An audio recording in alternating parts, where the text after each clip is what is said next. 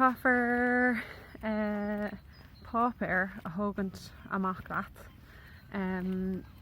Mar tá na póilíní nó na Gordaí ag déanamh cinál cúntas an tábhar fad ar cé atá amach, cé nach bhfuil amach agus cén fág go bhfuil tú amach. So ar an píosa páipéir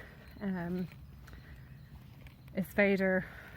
caithfear de anamach ar caithfear cholocóníart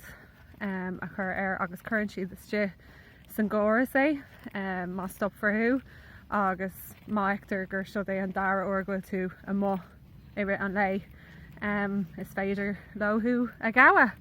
agus tá siad ar riamh faoi caithfear bheith ar faoi gabh cé bhéad a gabh inné dúirt siad ar nuacht gabh 10,000 duine inné dá mhór agus bhí 500 pinos curtha ar daoine. Céad is a €38 an pinos a chuirt ar ort. Agus ceapam go bhfuil sin féráilte an fág a rá ar an rialtas cinál lockdown a dhéanamh an tuisc nach raibh na Francaí ag tógant an rud dá riamh in éoncur agus ag an tús bhí mis anbúrtha caithfé rá. Tháinig mé nach ar daoine cinál ag ceapa gur rud dá riamh é cé bhfuil muid cócongrucht an édáil agus nuair a dúirt an rialtas fánacht de móhaid daoine, gan a bheith congrucht a daoine ar ríis just níor thug daoine dá riamh é.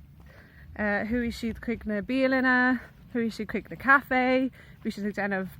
turas ar seantaismóirí agus mar sinnde agus bhí sé sin an deire seachtain na sicáte agus bhí mis ag brathnúir nuacht an éireann agus bhí daoine cinál ag dul crackáilt an sin agus ní raibh aon na crackáilt an seo, ní raibh siad ag déanamh an siopadóireacht mór mílteach. Ní raibh siad, ní raibh daoine bortha bhí siad fós ag déanamh an ag tuairt pógan a dá chéile nuair a chastar le chéile an rud a dhéanaan na Francaigh faoi go. Agus bhí mis cinál le cadéon scéal a daoine dul crackáilte an éireann an bhfuil siad san crackáilte nó bhfuil muid na crackáilte agus an sin bhí ar an rialtas lockdown omláin dhéanamh mar tuisc nach raibh daoine a géisteacht. So caiim mé rá go bhfuil ceapam sé hain gohfuil an rialtas an seo san rank ag déanamh an rud ceart. Tá muoine nach gasú mar soldún ar fád tá an choras sláinte an seo thar cín